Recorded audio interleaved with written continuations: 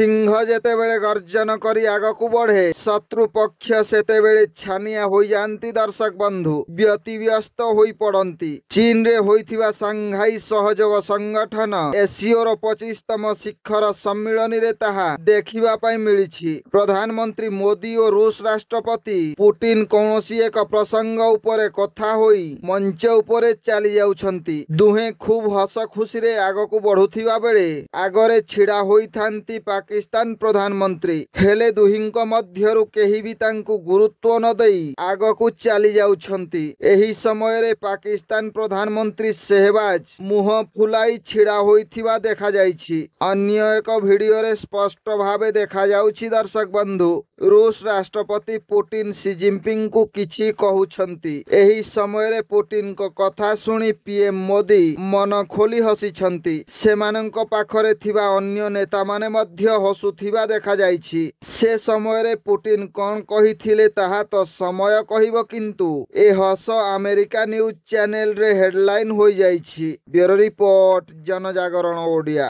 Video गुडी को आपण मानकु भलो लागुथिला हम चैनल को सब्सक्राइब करिवा सह लाइक शेयर करिवा को भूलंतु नाही।